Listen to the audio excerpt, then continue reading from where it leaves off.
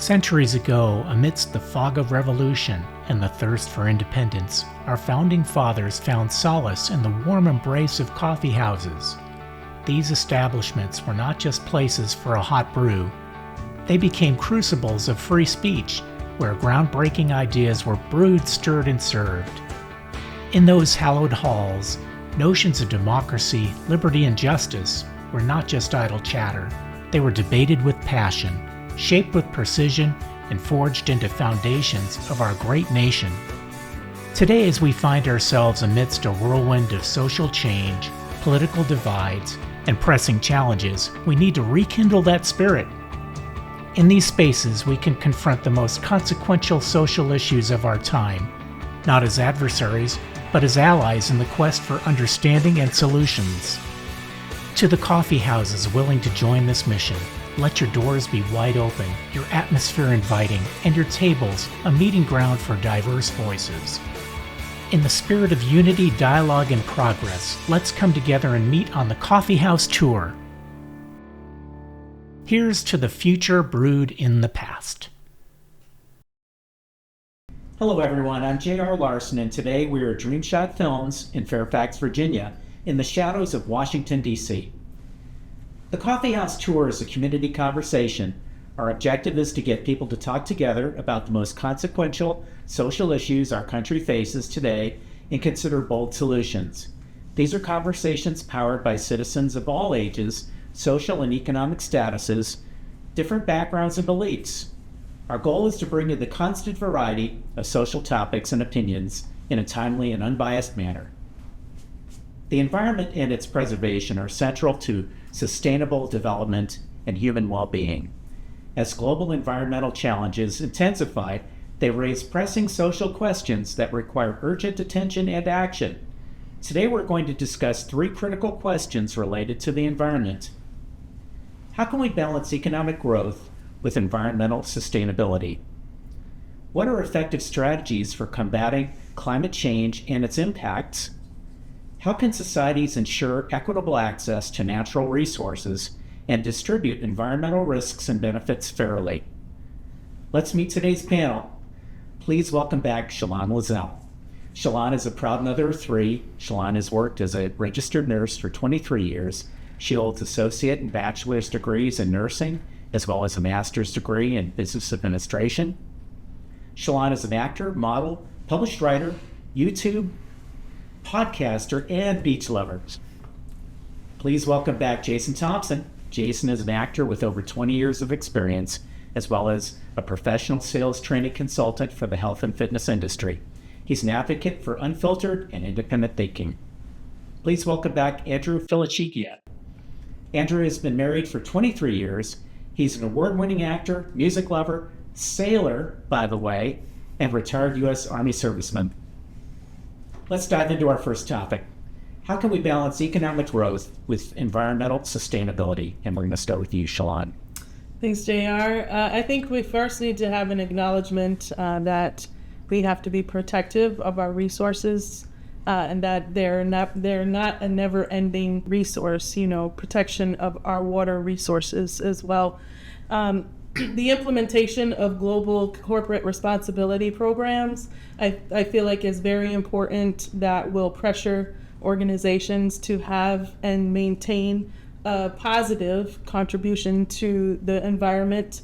I feel like these types of programs will allow organizations to maintain positive carbon footprints, but also hold them to the fire, if they have egregious acts or, instances that do harm the environment. Use of renewable energy resources should be a focus of our organizations globally and not have that impact. The use of hydroelectric power, the use of solar power, biomass energy should be an emphasis. As we know, these types of programs have less impact on as opposed to fossil fuels and natural gas. So having those types of programs and support for those types of programs, I feel like is very important. We in the world, we have a terrible addiction to plastics. And I don't feel like that it's consumerism that is driving that. It's more so the organizations that are making goods available in plastic devices. So I feel like that also needs to be addressed if we're going to maintain that. Good point, Shalon. Jason, how can we balance economic growth with environmental sustainability? Yeah, some tough questions, JR. There's that word balance. Few of us achieve it, right? So we teeter-totter. But we have to have environmental goals, economic goals, right? We don't want to lose one for the other. That's the challenge, right? And it's nice to be idealistic. It's nice to be like a college kid. I don't know why I'm always throwing the college kids on the bus, but it's nice to be like the college kids, be idealistic. But I don't see any of these college kids that are protesting, giving up their petroleum and oil-based products, which there's 6,000 of those, and it's in all our technological devices. So good luck with that. But we do need rational solutions, right? I mean, we need to come up with solutions. And banning gas stoves or biking to work on a unicycle is not going to solve anything. You know, it's like nuclear energy is a viable solution. It's clean, it's cheap, it's efficient. But nothing is going to be perfect. There's no solution that's perfect. My thought is it's going to take a hybrid solution, a blend of technologies, and I think the solution will not include over-regulation, as we often kind of tend to do. As much as it should be innovation. So as the solution is a lot of times, what is our key strength? Economic power. Let's unleash the free market. Let's unleash Elon Musk. All right, fix it, Elon, fix it. You know, and so we don't want to lose our foothold on the economic power of the world, right? So because if we do give that up, who takes over? China and India. And guess what? They're the biggest polluters of the entire world. So that seems not effective. Lastly, the idea of making the world a cleaner place, everybody's on board with that. I don't think anyone disagrees with that. So we need to get past that and start talking about how we're actually going to do it. Most of us can't even make our beds in the morning, myself included. So the idea that we're going to save the world and by protesting all this stuff, it's ridiculous. We need to get over that. What are the solutions? It's innovation, in my opinion. It's a hodgepodge of different things depending on the context. And let's do it together. Let's unleash the economy and innovate. And Andrew, now, what do you think? How can we balance economic growth with environmental sustainability? I think if we really pay attention to the environment, it does not have to be to the detriment or the exclusion of the economy. I think we can also, well, we need to be mindful of not profiteering because the environment is the hot topic and it's the race to the bottom to, well, give us all the money and we're going to figure it out. It's like, we need to understand, as we heard already, that resources are just that. We have to be responsible with them. They're not unending, right? We have massive amounts of coal, but why don't we use the coal? Well, it's too dirty to burn. Why don't we figure that out? Well, because that's too expensive. Well, there's coal scrubbers. Well, can't we do better? Well, we probably could. Have we done that? Have we put any money into that? Not really, when you look at the grand scheme of things. There's massive amounts of coal in the middle of the U.S. But again, why don't we throw a bunch of money at that problem and go, oh, we figured out how to burn it very clean. And what about the thing I don't hear this. When I was a kid, we practiced it. We did it. The big C, right? Nobody talks about it anymore. You don't hear it on TV. There's no commercials. It's not popular on social media. Conservation. Use less. No. If I want my house to be 40 degrees and I can pay the bill, I'm going to do it. Good points. Very good points. Conservation. And probably something to go back on. I would say I agree with that point because I think we have to be our own stewards of our impact to the environment, whether it's personal, whether it is organizational. We have to be mindful of that and honestly take the position that it's a gift to us. we can't take advantage of it. What if we took the approach that as a credo, as a national value, as an individual value, building up from, with embrace conservation at an individual level, that then the outcomes, then the solutions have to be tied to these kind of outcomes. Right. And we're a consumer behavior, consumption. If you look at the analogy of money, right? You can either save a lot of it and not make that much, or you can, invest a lot or innovate and add more value, make more money, right? Or you can do both, which is the ideal thing, right? Right. So That would be good for capitalism. Yeah. There's got to be room for both. Right. So then, excellent discussion. And when we're going to take a short break, and when we come back, we'll take a look at what are effective strategies for combating climate change and its impacts. We'll be right back.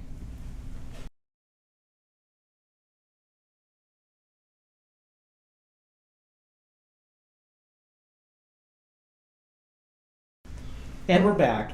In this block, we're going to share ideas on what are effective strategies for combating climate change and its impacts. And Andrew, we're going to start with you.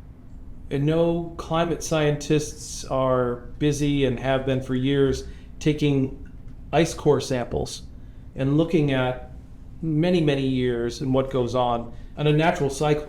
Got really hot and what happened, and et cetera, et cetera. So obviously we're impacting the planet.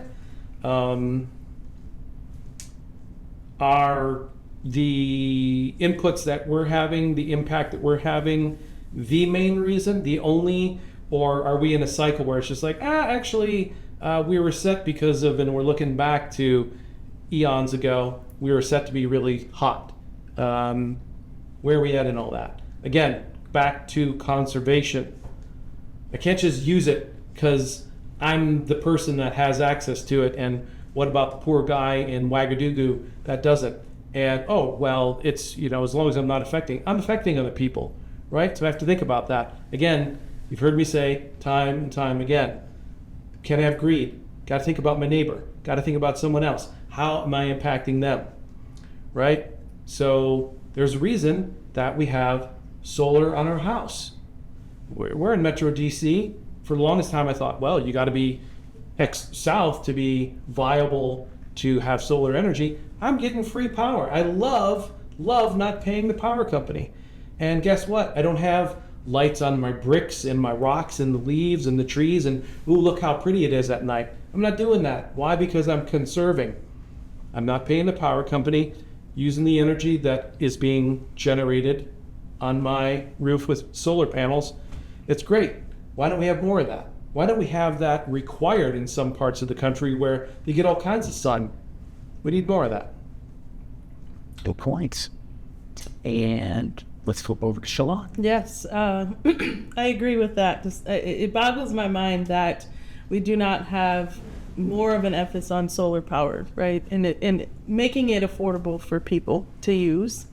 But one point that I really want to make, it sounds juvenile, it's maybe the most simplest concept, but we need to plant trees. Conservation, deforestation efforts that are especially in the Amazon and other rainforests, in the natural process of photosynthesis, the trees and the plants pull CO2 out of the air. So that we can probably fix our own problem if we really wanted to. Just deforestation alone, the cultural, the environmental impacts of that, the use of palm oil, all those factors I feel like are all very important to maintain and address. And then also the creation of programs where organizations, companies are completing and participating in carbon pricing. Cap and trade programs will definitely allow for decreased emissions, and currently in the United States there's very minimal participation in cap and trade programs. We have California. California is participating in Quebec, and through Canada's Canada's program, and we have the northeastern states that are participating in their own regional program. But outside of that, there is not much participation in that. And I feel like that would curb the ability for organizations to, just take advantage of our environment. Thank you, Shalad. And Jason, what do you think are effective strategies for combating climate change and its impacts? Well, I like to start by preface by saying I'm not a climate denier. Right? And I do agree that we need to clean up and make the world a better place for our future generations and right now as well. But look, no disrespect, but solving the problem of climate change or whatever and all the experts' opinions is above my pay grade. So rather than speculate about 1,000 studies and all that, I'd rather focus on, what I do know as a salesperson. Okay. In the 1980s, when I grew up, aerosol cans, hairspray was destroying the ozone layer. Recycling and planting trees was going to save the world, and we did plenty of that, trust me. 30 years later, it's been rebranded from global warming to climate change. Leonard Nimoy's dead. Al Pacino, that would be different. Al Gore's puffy, and neither died of global warming. So there's an old saying in politics that goes something like this. Never let a crisis go to waste. And if there's not a crisis, you manufacture one. And what better crisis is there than one that's indefinite, then no one gets to solve, and you can always blame it on the other side. So... And we can spend money on it. And we can spend money on it. So there's 4 things that I do know as a salesman. Number 1, the same government that encourages us to take care of the health of our future kids is the same government that allows the food companies that they're in bed with to poison our kids. Number 2, the biggest advocates for climate change happen to be politicians and fear-mongering celebrities, which are the same people that their only solutions seem to be what you and I cannot do, but they're still riding around their private jets. So I find that interesting. Florida, we're told there is underwater, should have been underwater 25 years ago, and yet politicians and celebrities still buy beautiful waterfront property. And the banks still loan them the money to do so. Lastly, international cooperation sounds wonderful, but all the politicians know that we can do as much as we want to clean up on our end, but if China and India don't get involved, it's a waste of time because they're the biggest polluters. Good insights. Off the rails. And how about some go bags? So, China and India, obviously, some pollution challenges, beyond challenges. But the smallest population, as the largest consumer of natural goods, I think is still the U.S. Yeah. So, smaller population, biggest gluttons, again, conservation. I think it boils down to responsibility. Excuse me. We all have a personal responsibility to our environment. Our organizations have our organizations have a responsibility to our environment, as well as our lawmakers and our legislators, our governments globally have a personal responsibility for our environment. And after we come back from break, we'll discuss how societies can ensure equitable access to natural resources and distribute environmental risks and benefits fairly. We'll be back.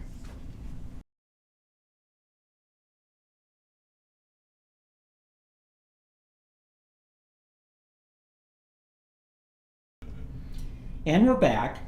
In our final block, we look at the environment from a different angle. How can societies ensure equitable access to natural resources and distribute environmental risks and benefits fairly? And we're going to start off with you, Jason. Thank you, JR. I think we go to great lengths as human beings, as human nature, to make ourselves feel good about something. Fair, equity, all these things, all these buzzwords that we use nowadays. But the truth of the matter is, reality is, life isn't fair sometimes. I wasn't born to be a 6'5" NBA player like I wanted. And so, there's already social programs, taxes, regulations for everything under the sun. And yet, we're still asking this question, right?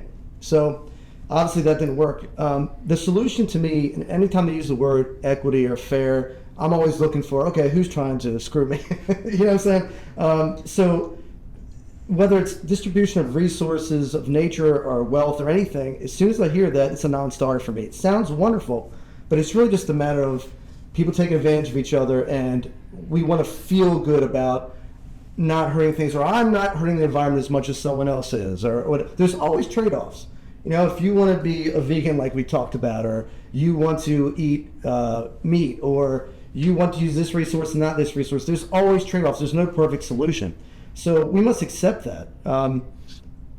What we need to be doing is striving to get better, trying to enhance everybody economically so they can have an opportunity for these resources, whether it's wealth, whether it's natural resources, just the opportunity, not the opportunity of outcome. That's communism, and that leaves everybody broken or dead.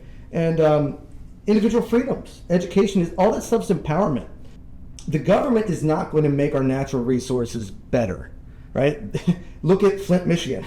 They're not going to solve the problem. Whenever they're involved, it seems like what was the train track, the most recent one? Was that Ohio? Yeah, I mean, that's still not corrected. So, you know, we need to do the best we can, but government is not necessarily the solution, in my opinion. We've been trying that for a long time. It's a big topic. And Andrew, you're next. Yep. We still have to think about our neighbor. We still have to care about our neighbor. I want to walk out of my house and look at all the food that's growing there. So instead of having a lawn, we should all have, I think it's natural parks at home. There's push that people should know about. Instead of having this giant green lawn that's perfect because of chemicals, I should have this thing that's bringing back ecology, right? So you do all these layers of wood chips and all this good stuff, turns into soil, and I put the plants that should be there natively, not something from China through some big box store that doesn't belong, that doesn't fit, and I attract critters, birds, and all these things start to rebuild. When I was a kid, you drive down the highway at night, it's like, oh my goodness, the windshield is coated with insects, right? Do that now. That doesn't happen. Why? We're losing our insects. We're losing the ecology that we need. Without insects, without bees, where's the food coming from? It's not. But are we gonna, go back to Soylent Green? Look it up, right? Old movie. We don't have to go that way. We don't need the government getting involved in raiding small farms saying, oh, you can't do this. We need the factory farm to take the milk, kill it, turn it into a thing that's not good for the body, and now you're lactose intolerant. So now we got another thing we're going to sell you. It's all about the profits. Baloney. Go back to being stewards of the land. Don't get rid of land that should be farms. And we should all have this, again, community where I know where my food's coming from. It could be within 10, 20 miles. Local is now, 500-600 miles away? Baloney. Bring it back, do it yourself, start there, and grow. Well put. Shalon, you gonna bring it home? Yes. What are your thoughts on how societies can ensure equitable access to natural resources and distribute environmental risks and benefits fairly? Thank you. I like Andrew's point, especially about if it's my land, why can I not have a garden on it? It just doesn't make sense to me. But I hate to say it, and I am certainly not a fan of regulation. We certainly need regulation in terms of the corporate world globally on how they're accessing our resources within the world, essentially. I'm certainly not a fan of it, but also one point of that is the enforcement of it. I don't know where we are with the enforcement of it, but we have had countless examples of where organizations, for whatever particular reason, have, to the Ohio point, derailed or, oil spills. So I think having those kind of regulations surrounding that will help, but also, creating equitable access. How do we do that? Well, the distribution of risks and benefits should be thoroughly assessed when, corporations, organizations are creating projects. The completion of comprehensive impact assessments, that those also should be completed, and companies need to be held accountable for certain projects that they are creating. The environmental and social factors associated with those projects need to be evaluated. And if a project comes back with major, moderate, or minor impact, then either a change needs to occur with the project itself, or our mitigation strategies need to be completed. We have a moment for some go backs. Yeah, I mean, I do think there needs to be oversight for sure. I just don't want to see the bureaucracy kicking like it does with everything else in government. So maybe incentives, more incentives than what we have now. I'd have to research that a little bit more, but more incentives to entice good behaviors. What happened to American manufacturing? What happened to manufacturing around the world? We gave it all to China. What are they doing with it? They're going to hold us all hostage? Baloney. Again, start at home, do it yourself. What should grow here? And grow some of that and go, oh, I just picked a blueberry or a pawpaw or whatever. And why does my cereal have chemicals in it, JR? Absolutely. Great discussion on this. We could go on for hours. We could. Yes. Absolutely. 2 minutes without a doubt. Take the camera to dinner.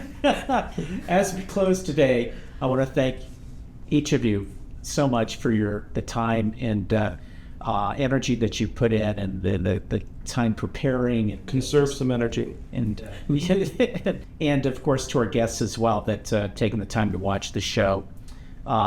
This thoughtful exploration of the issues that shapes our nation and our values. Remember, it's through respectful dialogue and a steadfast commitment to our principles that we can navigate the complexities of our times.